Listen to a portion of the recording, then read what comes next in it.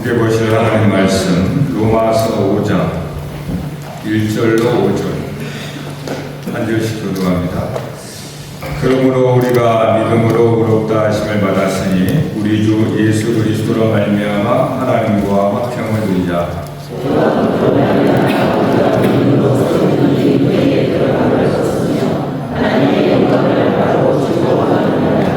다만 이뿐 아니라 우리가 환난 중에도 즐거워하나니 이는 환난은 인내를 같이 소망의 우리를 그렇게 하지 아니하면 우리에게 주신 성령으로 말미암아 하나님의 사랑이 우리 마음에 공부하느니. 아멘. 할렐루야. 은혜 안에 믿음. 예수님께서 지난 시간에 나의 평안을 주노라 이렇게 말씀했습니다. 나의 평안은 세상에 주는 평안과 같지 않다라는 주제로 말씀을 드렸죠.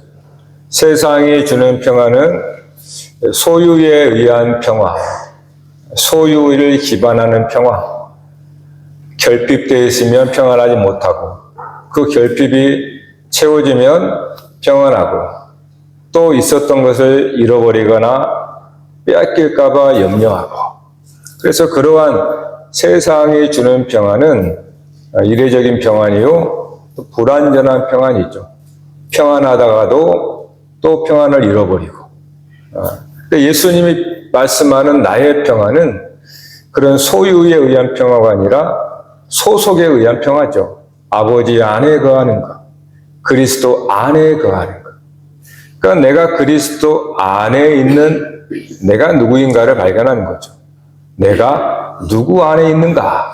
내가 그리스도 안에 있음. 이것이 바로 예수님이 말씀하는 존재의 평안입니다. 소속의 평안이라고 할 수가 있겠죠. 이러한 평안은 모든 사람들의 공통적인 목적이죠. 인생이라고 하는 것은 우리가 알듯이 사실은 시험과 고난입니다. 수고하고 무거운 짐을 지는 것이 인생이기 때문에 모든 이러한 인생의 상황에 들어온 사람들은 다 평안과 안식을 쫓아가게 되어 있어요. 그런데 세상에 주는 안식이 있고 주님이 주신 안식이 있습니다. 그래서 이 안식이 어떠한 컨셉을 가지고 갖고 있냐에 따라서 그것을 얻으려고 가는 방식이 만들어지는 겁니다. 예를 들어서 세상의 소유에 의한 평안을 그렇게 가리키고 바란다면 사람들은 어떻게 하겠어요? 당연히 그 평안을 추구하기 위해서 더 많이 소유해야겠죠. 차지하려고 하는 방식, 뭔가 더 많이 쌓아가는 방식으로 삶을 만들어가게 되어 있습니다. 그게 세상이 주는 평안이죠. 그러니까 평안이라고 하는 것은 똑같은데 그것에 들어있는 개념이 다르면 방식도 달라져요. 그러니까 저와 여러분의 삶의 방식도 세상의 삶의 방식도 결국은 사람들이 바라는 것은 안식과 평안이거든요. 따라서 주님이 말씀하는 나의 평안을 추구하게 되면 다른 방식의 삶을 살게 됩니다. 뭔가를 더 소유하고 뭔가를 더 쌓아가는 방식이 아니라 충분하다, 자족하다는 것을 느껴요. 그리고 더 나아가서 덜어냅니다. 내려놓는 거죠. 왜냐하면 오히려 더 많이 소유하는 것이 불편합니다. 그러니까 그리스도 안에서의 평안인 것이지 뭔가 내가 소유를 가지고 평안을 누리는 것이 아니기 때문에, 그래서 누가 가르치지 않아도 깨닫게 되어 있어요. 그래서 덜어내는 겁니다. 뭔가 더 쌓지를 않는 겁니다. 왜냐하면 예수님이 아버지 안에 평안을 누리는 것처럼 우리는 그리스도 안에라고 하는 소속, 존재 방식을 살아가는 거예요. 그러니까 세상에 비록 우리가 살아가지만 세상의 수레바퀴와 다르게 굴러갈 수 있다는 거예요. 그러니까 똑같이 평안이라고 하는 안식이라는 것을 보고 쫓아가는데 길이 다른 거예요, 길이. The way, 길이 다른 거예요. 이 같은 평안을 예수님은 나의 평안이라 그랬고, 그의 나의 평안이 가장 유사하게 보이는 때가 언제냐면 갓난아기 때입니다. 어린아이 때. 갓난아이가 어린아이가 세상에 나와서 막 울어요. 그러다가 엄마의 가슴에 딱 안기면 울음을 뚝 끊습니다. 그리고 세곤세곤 잠을 자죠. 어린아이를 보면은 우리가 어린아이를 통해서 많은 것을 배웁니다. 어린아이를 무시해서는 아무것도 배우지 못하는 거예요. 어린아이 때를 생각해 보세요, 여러분도. 어린아이 때에 내 집의 평수가 얼마니, 우리 부모가 어떤 직책을 가졌니, 그것에 의해서 슬퍼하거나 평안하지 않습니다. 어린아이 때는. 아시겠지만 우리 이 대여섯 명이 한 방에 자도 여러분 어렸을 때 그것이 불편했다라고 생각하십니까? 아니죠. 어린아이는 주변 상황과 아무 상관이 없습니다. 부모, 엄마, 아빠라고 하는 존재 안에 있으면 갓난아이, 어린아이는 가장 평안한 겁니다. 그러니까 주변의 집이 어떻고 무너져가는 초가집 안에서도 어린아이는 웃어요. 엄마, 아빠가 자기 존재 안에 있으니까. 그 아이가 그 존재 안에 있으니까. 그래서 예수님이 항상 강조하신 것이 어린아이 같지 않으면 하나님의 나라를 볼 수도 없고 들어갈 수 없다 이렇게 말하는 거예요. 이것이 예수님이 말씀하는 나의 평안입니다. 그러니까 예수님이 내가 아버지 안에, 아버지가 내 안에. 오늘 저와 여러분 어떻게 오해합니까? 우리가 그리스도 안에, 그리스도 안에 거한다. 이것이 마치 예수님이 아버지 안에, 아버지가 소 안에 있는 것 같은 방식이에요. 이거는 결국은 삶의 방식입니다. 그러면 우리의 삶을 보면은, 내가 어떠한 평안을 쫓아가고 있구나, 어떤 방식을 내가 만들어가고 있구나를 살펴볼 수 있는 거죠. 따라서 예수님이 말씀하는 갓난아이, 즉 어린아이의 평안을 가장 완벽하게 표현한 것이 내가 아버지 안에, 아버지가 내 안에, 내가 그리스도 안에라는 표현입니다. 이 표현은 이 세상 그 어떠한 표현보다도 완벽한 안식의 표현이에요. 그리스도 안에라고 하는 거. 마치 갓난아이가 엄마 뱃속에 있었을 때 가장 편한 것처럼 나오면 고생이죠. 그와 같은 표현인 거예요. 그러니까 우리가 그리스도 안에라고 하는 것은 갓난아이는 어린아이를 통해서 우리가 살짝 볼 수가 있는 겁니다. 주님은 그 말씀을 하고 있는 거예요. 그런데 문제가 뭐냐 하면 니고데모의 질문이에요. 우리 똑같은 질문을 하는 겁니다. 거듭나야 한다 그러니까 어떻게 내가 성인인데 엄마 뱃속에 잘 들어갑니까? 똑같이 평안을 말하니까 내가 이미 다 커서 장년인데 어떻게 갓난아이 같은 평안을 누립니까? 이런 질문을 하죠. 그래서 우리가 오늘 본문의 바울을 통해서 그것에 대한 힌트를 얻고자 하는 겁니다. 바울이 로마서 1장에 1절 이렇게 말합니다. 5장 1절에 우리 주 예수 그리스도로 말미암아 하나님과 화평을 누리자. 여기서 우리 말씀 화평이라고 써놨어요. 이거는 나의 평안이라고 하니 평안 에이레노와 똑같은 단어입니다.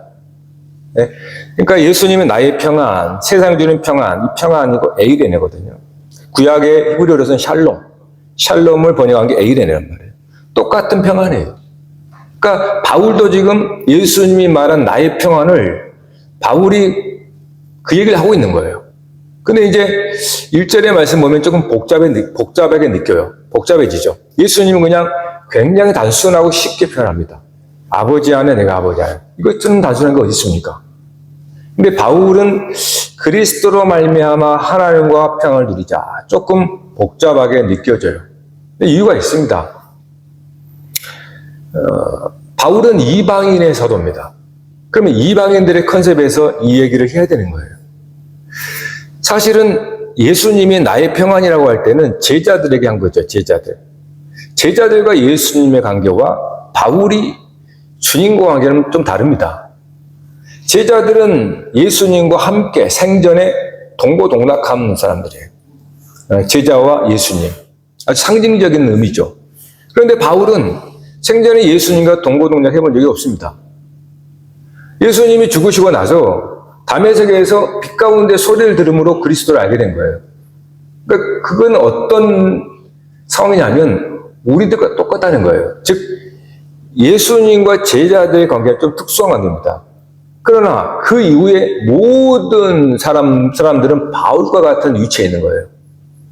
우리가 예수님을 본 적도 없습니다. 제자들처럼 그렇게 함께 먹고 마신 적도 없어요. 바울이 그랬던 거예요. 그래서 바울이 이방인의 사도로 부름받은 겁니다. 즉 오늘 우리처럼 예수님을 본 적도 없는 그런 사람들이 바울과 같이 성령의 빛 가운데 우리가 알게 된 거잖아요.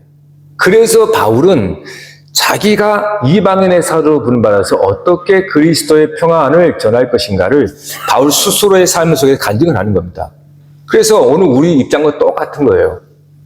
그래서 바울이 조금 복잡해 보이지만 그러나 그리스도로 말미암아 하나님과 평안을 누리자. 이렇게 이제 설명을 하고 있는 겁니다. 자, 여러분 바울의 입장은 우리의 입장인 거죠. 결국은 바울은 한 사람의 고유한 인생이지만 또 우리 모두의 모습입니다. 세상은 종교의 역사입니다. 종교의 역사. 지금도 마찬가지예요. 뭐 종교를 물론 큰 사대행 종교라 말할 수도 있고 아니면은 이 군소 종교도 될 수 있고 아니면은 개인 신앙일 수도 있습니다. 미신처럼. 결국은 모든 사람은 종교라고 하는 태도 안에서 역사가 이루어지는 거예요. 예. 당연히 예전에 예수님 때 고대 시대는 더했죠. 예. 신들의 세계인 거예요, 사실은. 역사라는 건 신들의 역사. 예. 모든 사람들이 종교를 가졌기 때문에. 이처럼 모든 바울도 마찬가지 유대교로서 그렇게 이제 살아간 거죠. 우리도 마찬가지고요. 그런데 모든 종교의 공통적인 목적이 있습니다. 뭐 어디 가면 뭐 편하고 어디 가면 안 편합니까? 다 뭐 힘들죠. 그래서 모든 곳에는 심지어 더 역사 거슬러 과거로 갈수록 더 위험하죠. 엄청난 사람이 죽습니다. 왜냐하면 여러 가지 이제 뭐 바이러스나 뭐 여러 가지 때문에 지금처럼 이렇게 인구가 많은 데가 없어요. 그러니까 죽음이 늘 항상 있으니까 고대로 갈수록 종교가 될 수가 없게 모든 건 종교거든요. 종교의 역사죠. 그래서 모든 종교가 추구하는 건 똑같습니다. 사실은 그 위험, 죽음이나 여러 가지 사고, 재앙으로부터 안전하게 지켜지는 거죠. 그걸 평화라고 그래요. 평안, 안식입니다. 이거는 종교의 이름은 달라도 똑같습니다. 모두가 다, 왜냐하면 모든 사람이 처한 환경이 똑같기 때문에 그래요. 이 세상이라고 하는 모든 사람의 똑같은 상황에 처했기 때문에 당연히 목적도 똑같은 겁니다. 그걸 구원이라고 표현한 것 뿐이에요. 구원은 평안이라고 그랬잖아요. 평안인 겁니다. 그런데 여러분, 우리가 역사를 보면 뭘 봅니까? 역사는 결코 종교의 역사이면서도 종교 전쟁입니다. 참 아이러니하죠. 여러분, 참 아이러니하지 않아요? 모든 종교는 평화의 정보입니다. 심층부터 들어가면 다 그래요. 그런데 종교 역사는 전쟁의 역사란 말이에요. 그런데 왜 우리는 그걸 못 느끼냐? 전쟁의 역사를 못 느끼냐? 그 전쟁의 명분이 평화이기 때문에 그러는 거예요. 그래서 못 느끼는 거예요. 즉, 평안하기 위해서 싸워야 되는 겁니다. 평안을 지키기 위해서 폭력을 행해야 되는 겁니다. 그래서 이걸 깨닫지를 못하는 거예요. 이것이 역사의 아이러니예요. 우리도 마찬가지입니다. 예수님은 샬롬이죠. 구약도 샬롬이고 예수님도 샬롬입니다. 에이레네, 평안이란 말이에요. 그래서 바울 자신의 한 사람의 간증을 통해서 이것이 왜 그러는지, 어떻게 우리는 평안을 찾을 수 있는지를 얘기하는 거죠. 바울은 유대교인입니다. 철저히 골수예요. 예? 독실한 유대교인입니다. 뭐 지도자요, 뭐 사내들은 공회원이니까. 그러나 그가 예수를 만나서 뭐라고 고백하냐면 나는 폭력자입니다. 나는 폭행자입니다. 나는 박해자입니다. 이렇게 고백한 거예요. 왜 그랬습니까? 바울은 유대교의 신도입니다. 근데 예수 믿는 사람들이 생기는 거예요. 예수 믿는 사람들이 마치 유대교의 율법, 교리를 거스르는 것으로 보이는 겁니다. 그 말은 평화를 깨는 것으로 보는 거예요. 그러니까 바울은 유대교의 평화를 지키기 위해서 칼을 든 겁니다. 유대교의 평안을 위해서 예수 믿는 사람들을 다 죽이는 거예요. 평안을 위해서요. 그게 한 사람의 고백이 아니라 그것이 조금 커지면 집단, 부족, 아니면 나라, 결국 나라 간의 전쟁이 되는 겁니다. 왜요? 자기 나라의 평안을 위해서.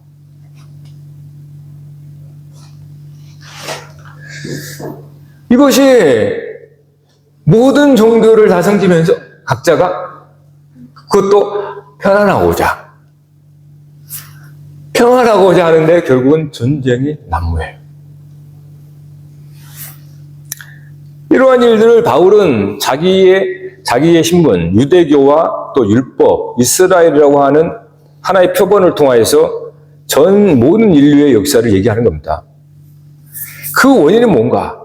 결국은 바울은 로마서 2장 1절에서 그러므로 남을 판단하는 사람아 누구를 막론하고 네가 핑계하지 못할 것은 남을 판단하는 것으로 네가 너를 정죄함이니 판단하는 네가 같은 일을 행함이니라. 즉 모든 사람을 판단하는 사람이라고 말하는 거예요. 누가 판단하는 건 하나님인데 모든 사람을 신들이라고 말하는 거예요. 판단하는 사람이니까. 당연합니다. 개인도 개인의 삶의 경험을 통하여서 자기만의 기준, 소신, 신념을 갖습니다. 이것이 이제 자기의 교리죠. 자기 인생에 자기가 왕노릇하면서 교리가 되는 거예요. 이게 한 사람의 신념이죠. 각자의 소견대로 살아갑니다. 근데 같은 소견이 하나의 그룹이 되면 그룹의 교리가 되는 거예요. 더 커지면 집단의 교리가 되는 거예요. 나라가 되면 나라의 종교의 교리가 되는 겁니다. 따라서 각 사람마다 자기식의 방식이 있고 자기 삶의 양식이 있고 자기 삶의 중요한 것이 기준이 다 달라요. 그래서 판단으로부터 모든 것이 시작되는 겁니다. 판단이. 그러니까 판단이 단순한 판단이 아닙니다. 이거는 종교의 핵심을 말하는 거예요. 누구에게 서로 한마디 너 왜 그래? 이런 말 했다가 그것이 나중에 쌓이죠. 폭발해서 폭력을 해가는 거죠. 전쟁은 그냥 나뉘는 게 아닙니다. 사소한 개인 간의 관계가 커져서 가정, 부족, 나라의 전쟁이 되는 거예요. 그러니까 각 사람마다 자기의 소견이 있습니다. 그리고 당연히 부족도 마찬가지, 나라도 마찬가지, 각자의 종교라고 하는 규율이 있게 마련이에요. 모든 종교는 법이 있습니다. 그 규율 아니면 율법 아니면 뭐 규칙 여러 가지 말이 있겠지만 결국은 다 규율이 있어요. 규율이 없는 종교는 없습니다. 그 규율이 얼마나 세냐, 얼마나 좀 느슨해 그런 차이일 뿐이지 어떤 종교가 되려면 1차적으로 교리가 있어야 됩니다. 그러니까 그 교리가 결국은 나중에는 기준이 됩니다. 그거에 맞느냐 맞지 않느냐에서 이제 싸우느냐 아니면은 내 평화를 지키기 위해서 전쟁하는 거예요. 웃기죠? 평화를 원하는데 전쟁을 합니다. 그래서 사람들은 그거를 느끼지 못하는 거예요. 왜요? 영분이 평화라고 생각하니까. 이것이 우리가 착각을 하고 있는 겁니다. 그래서 로마서 1장부터 나오는 게 뭡니까? 죄에 대해서 나와요. 바울이 모든 사람들의 죄를 고발하죠. 모든 사람들이 율법 아래에 있다. 죄 아래에 있다. 이렇게 말하면서 모든 불의와 추악, 탐욕, 악이 가득한 자의 시기, 살인, 분쟁, 사기, 악독이 가득한 자의 수근수근하는 자의 비방하는 자의 능욕하는 자의 교만한 자의 자는 쭉 얘기해요. 이것을 그러면서 판단하는 사람아 이렇게 말해요.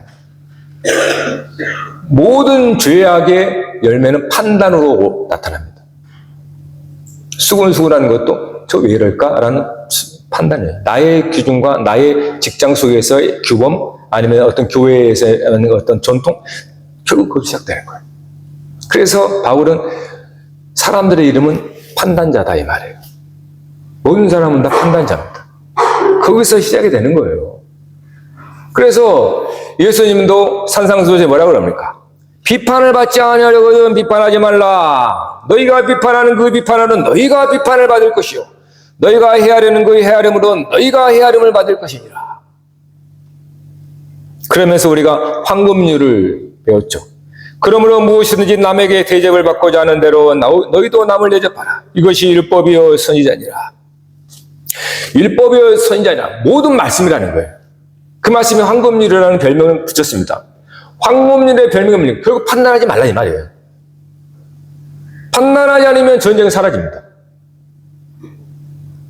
그래서 황금률이라는 엄청난 별명을 붙여놓은 거예요. 그러면 바울이 그 황금률에 어떻게 실현될 수 있는가를 바울은 새로운 길을 제시합니다. 그것이 바로 믿음으로 의롭다 하는 새로운 길이에요. 이게 평안의 길인데 평안의 길을 이제는 율법 외에 하나님의 한 의가 나타났으니 율법과 선지자들의 증거를 받은 것이라 하면서 우리가 가장 잘 아는 믿음으로 의롭다 하는 칭의의 방식을 이야기를 하는 겁니다. 그러면서 5장 1절부터는 전환이 되는 거예요. 즉 죄를 먼저 선포하고 아무도 그 죄 아래에서 벗어날 수 없다. 모든 사람은 죄인이다. 선포한 다음에 그런 다음에 칭의 전혀 다른 방식 율법으로 말미암은 방식이 아니라 믿음으로 의롭다는 방식을 선언을 딱 합니다. 그리고 5장에서 그러므로 평안을 누리라 이렇게 말하는 거예요. 평안의 조건이 꼭 조건이라고 말한다면 칭의라는 거예요.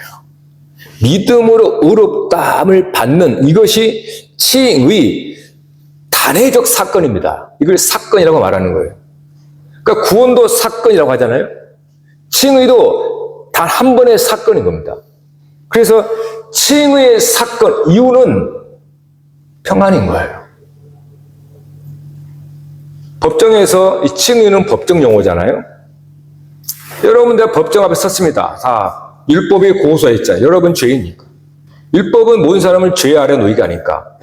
율법의 행위 앞에 의로서는 없으니까. 우리는 다 율법을 지키려고 하면 죄인의 명찰을 쓰게 돼 있어요. 그러면 고소당해서 법정에 딱 섭니다. 그런데 하나님께서 그리스도로 말미암아 죄 없다라고 딱 선포해 버린 거예요. 이 한 번의 선포로 한순간에 바뀌어버리는 거예요. 죄인이 의인이 되어버린 겁니다. 정죄에 묶였던 자가 그 사실이 풀어져 버린 거예요. 자유케 되어버린 거예요. 이걸 사건이라고 하는 거예요. 이처럼 죄 굴레에 있던 정죄받은 우리가 그리스도로 말미암아 의롭다는 선포를 받음으로 죄에서 풀려나 버린 거예요. 그래서 평안은 한순간에 오는 거예요, 여러분. 중요한 건 한순간에 온 그 평안을 내가 유지해 나가는가가 성화입니다. 지켜나가는가. 바울이 이렇게 말해요. 예수 그리스도를 믿음으로 말미암아 모든 믿는 자에게 미치는 하나님의 의인이 차별이 없다. 차별이 없다. 차별이 없다는 것은 더 이상 판단이 없다는 뜻입니다. 판단하는 사람이 판단하지 않는 사람이 되어버렸다는 뜻이에요. 그게 칭의의 신분입니다. 이것은 그리스도의 믿음으로 말미암아 오는 칭의죠. 즉 예수님께서 아버지 안에 거하는 이 가장 최상의 표현이 바울은 이거를 그리스도를 믿음으로 된다 이렇게 말하는 거예요. 그래서 우리는 그리스도 안에라고 하는 방식으로 예수님의 나의 평안을 우리의 평안으로 얻는 겁니다. 평안은 주님이 주시는 나의 평안, 그 그리스도 안의 평안이라고 그래요. 자, 이걸 그러면 오늘 우리들의 입장에서 갓난아이가 아닌 이미 성년이고 법을 중시하는 우리들 입장에서 어떻게 이것이 우리 삶 속에 평안을 발견할 수 있는가? 자, 믿음으로 말미암은 평화. 제가 앞에 서두에서 소유에 의한 평화와 소속에 의한 평화를 나눴습니다. 주님이 주신 평화는 소속, 존재, 내가 어디 안에 있는가 이거였어요.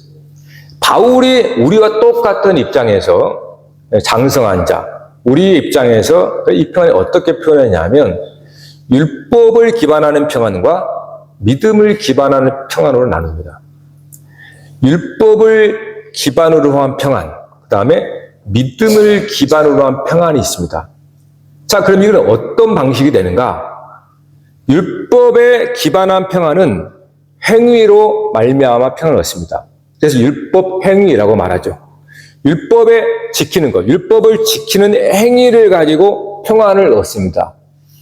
이 믿음에 기반한 것은 믿음을 따르는 것으로, 즉 믿음의 은혜로 평안을 얻는 방식이에요.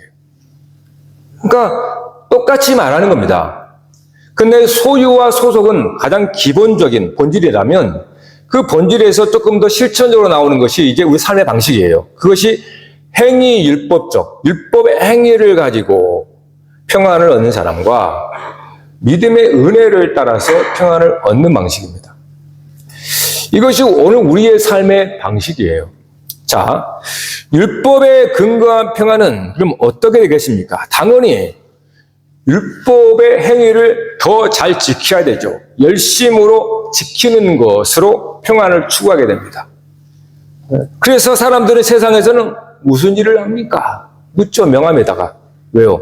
일이요, 일. 일이 중요한 겁니다. 일은 행위이기 때문에 그래요. 무슨 일을 합니까? 직장이 뭡니까? 이것은 다 행위를 기반한 평안을 말하는 거예요. 그래서 더 열심히, 더 노력하고 수고하는 행위가 세상에서는 평안을 보장한다 이 말이에요. 그래서 세상에서는 너의 행위를 가지고 입증하라는 거예요. 그렇게 요구하는 게 세상인 겁니다. 그래서 사람들은 열심히 살아가는 거예요. 자기 행위를 더 세상의 요구대로. 그래서 평안을 얻으려고 하는 겁니다. 그래서 선행도 열심히 하고 심지어 종교를 안 해도 종교적 열심을 다합니다. 이것도 행위거든요. 종교라는 탈을 썼지만 내용은 똑같아요, 세상과. 그래서 종교 안에서 평안을 못 누리는 겁니다. 그래서 종교 안에 들어가면서 똑같다 이렇게 말하는 거예요. 왜요? 주님의 말씀만 비밀을 깨달아야 되는데 그걸 알지 못하니 종교의 탈을 썼지만 내용은 변하지 않잖아요. 단순히 열심만 하는 겁니다. 그러니 그 열심으로 평안이 없는 거예요. 하지만 믿음으로 말미암은 평안은 행위가 아니라 은혜를 기반한 겁니다. 은혜. 한마디로 그리스도로 말미암은 평안, 우리들의 행위와 상관이 없어요. 상관이 없이 오는 평안입니다. 내가 무슨 일을 했든 안 했든 상관이 없이 은혜로 얻은 평안입니다. 일을 해도 평안하고 일을 하지 않아도 평안합니다. 일을 더 많이 했다고 더 평안을 누리는 것도 아니고 일을 더 했다고 덜 평안을 누리는 것도 아닙니다. 은혜 안의 평안은. 은혜라고 하는 것은 행위가 없는 거예요. 그죠? 그게 은혜란 말이에요. 물론 우리는 이 세상의 개념으로는 이해를 못합니다. 은혜라는 자체는. 그래서 우리는 그걸 깨닫지 못하기 때문에 교회에서도 행위로 하는 거예요. 그리스도로 말미암아 은혜의 평안입니다. 마치 갓난아이가 엄마 쫓지 먹으러 열심히 뭔가를 합니까? 안 하잖아요. 그냥 존재 안에 평안하는 거예요. 그게 그리스도 안의 평안이에요. 바울은 그 예를 믿음의 조상 아브라함을 근거로 얘기합니다. 로마서의 4장 3장에 보면은 아브라함이 의롭다 여김을 받을 때는 이미 율법이 오기 전에요. 율법은 아브라함 이후에 한참 후에 왔잖아요. 모세를 통해 율법을 줬으니까. 율법의 행위와 아무 상관없을 때 바울은 믿음으로 의롭다 이름 받았어요. 할례 받기 전에 의롭다를 받았어요.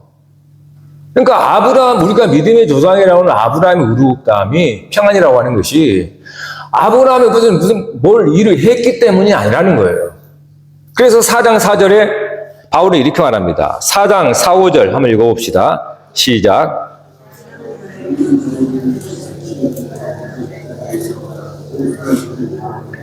이를 아니할지라도 경건하지 아니하는 자를 의롭다 하시는 이를 믿는 자에게는 그의 믿음을 의로 여기시나니.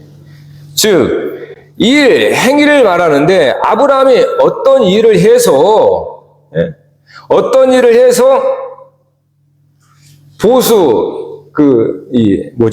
일을 했으면 보수가 있잖아요. 이건 은혜가 아닌 거죠.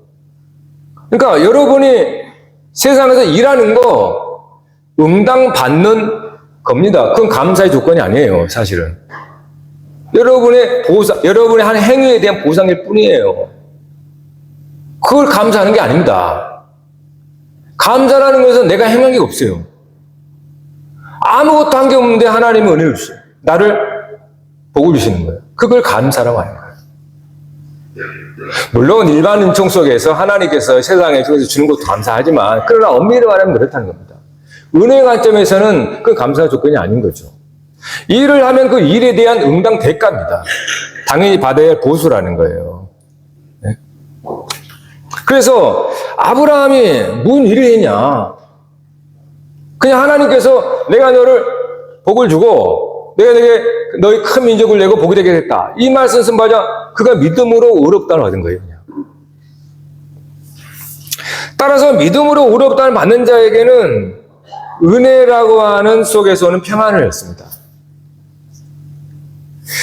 일하는 행위가 없으니까 보상을 바랄 것도 없어요. 보상을 바랄 게 없으니 자랑할 이유가 없습니다. 자랑할 이유가 없으니 다른 사람을 비교하고 판단할 필요가 없는 거예요. 판단이 없으니 분쟁이 없어지는 겁니다. 그러니까 은혜 안에 있는 사람은 분쟁이 있으면 안 되는 거예요. 이미 그는 은혜가 아니라 율법의 행위에 의지하고 있다는 뜻이에요.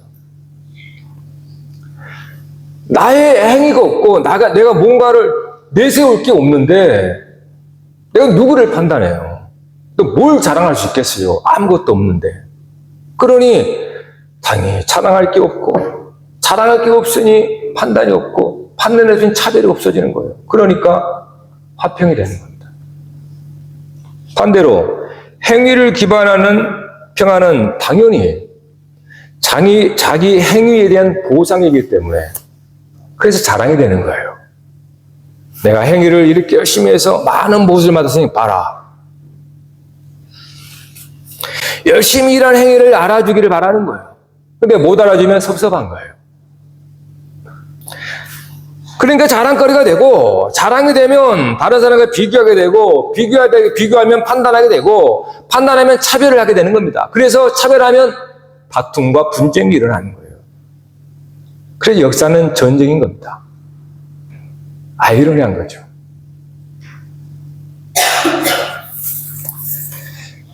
여러분, 세상을 왜 차별을 않습니까? 세상은 행위로 너 자신을 입증하라고 그러거든요. 결국 자기의 행위 중심의 평안을 말하니까 나중에 열심히 있을 때는 좀 가슴 딱 휘하지만 아무것도 하지 않으면 피가 죽어버려요. 근데 그것도 은혜예요. 마지막에는 하나님의 은혜를 또 알 수 있잖아요. 근데 여러분, 은퇴한다고 일한다라고 그거 감사하세요. 내가 아무것도 하지 않지만 하나님의 은혜가 더 가까워지잖아요. 네?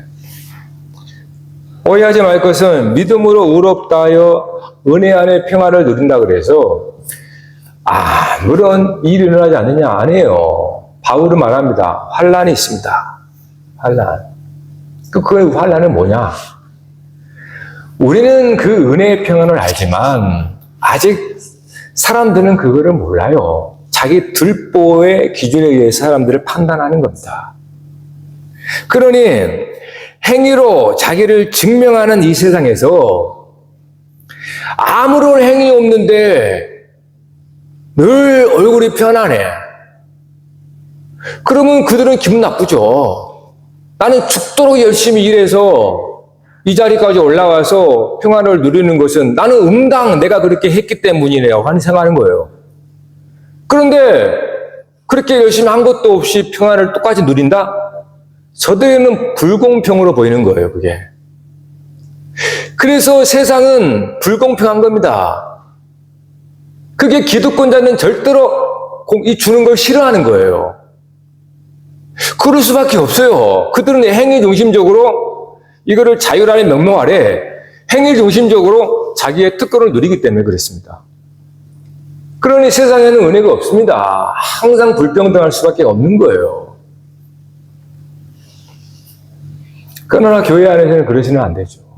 교회에서는 뭔가 다른 맛을 봐야 되잖아요. 그것이 바로 주님이 말씀한 나의 평안입니다. 우리는 사실은 평안을 받을 자격도 없죠. 오히려 우리에게 준비된 것은 하나님의 진노입니다. 진노. 왜냐하면 우리는 죄를 그렇게 짓으니까. 하나님의 진노를 예정되어 있는 거지 평안? 말도 할 수가 없죠. 그런데 우리가 그리스도 안에 평안을 누린다. 이거 말고 무엇을 우리가 감사할 수 있겠습니까? 진노가 아니라 평안이 아니더라도 감사한데. 근데 평안을 줘요? 자기 행위가 없이 자기의 행위로 증명하는 것이 없이 은혜로 평안을 누린 사람은 환난이 올 때 그것이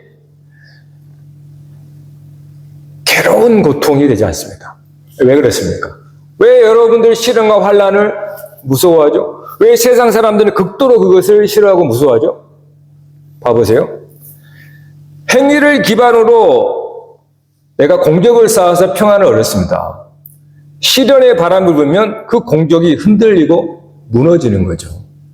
자기 행위의 공로가 무너지기 때문에 시련과 고난을 싫어하는 겁니다. 네? 근데 예수 믿는 사람들은 내가 무슨 공로를 가지고 하나님의 평안을 누린 게 아니거든요. 내가 세운 공적이 없거든요. 그러니 시련과 고난이 와도 무너질 게 없으니까 덜 데미지를 받는 거예요. 무너질 게 없으니까. 내가 하나님의 은혜를 잃어버릴까봐? 그게 아니죠. 나는 행위를 기반으로 하나님 앞에 의롭다를 받은 게 아니기 때문에 은혜로 받았기 때문에 시련과 고난이 와서 무너뜨린다고 해서 내가 뭘 무너뜨려요? 내가 행위를 주장한 것도 없는데 무너질 게 없어요. 그래서 환난이 오면 은혜로 말미암아 평안을 얻는 사람은 더 확고해지는 겁니다. 그리스도 안에 견고함을 더 쌓는 거예요. 그래서 오히려 환난과 시련이 자기 안에 좀 의심스러웠던 그리스도 안의 평안을 더 견고하게 만들어가는 거예요. 그래서 환난은 인내는 연단은 소망을 준다고 말하는 겁니다. 그러니까 이 속에 역설적인 진리를 우리가 깨달아야 돼요. 그렇지 않으면 교회에서도 뭔가 좀 열심히 하고 있는데 하나님께서 뭔가 몸에 질병을 준다거나 뭔가 어려움이 있으면 왜 하나님 그러니까 뭐예요? 내가 한 게 얼만데요 하나님. 이렇게 되는 거예요. 그렇게 종교생활하면 큰일 납니다. 네? 우리가 뭘 내세울 게 있어서 하나님 앞에 의롭다고 원망을 합니까? 그냥 나를 죽여도 감사하지. 왜요? 친노의 자녀인데 친노의 자식이잖아요. 늘 생각과 마음속으로 죄짓고 그런 우리를 하나님이 받아주셨는데 뭐가 저기에서 원망 불평을 합니까? 네? 우리는 그리스도 안에서 평안을 누리는 겁니다. 이것이 여러분에게 주신 권리입니다. 권리. 왜 이 권리를 쓰지 않냐 그 말이에요. 네? 그리고 이상한 세상의 권리를 가지고 불안불안하게 그렇게 평안을 있다가 없다가 그렇게 누려요. 이건 하나님이 우리에게 준 특권입니다. 그리스도 안에서 평안을 누려라. 이 평안의 얼굴이 세상 사람들에게 너에게 전도다. 이 사람은 교회만 갔다 오면 얼굴이 환해.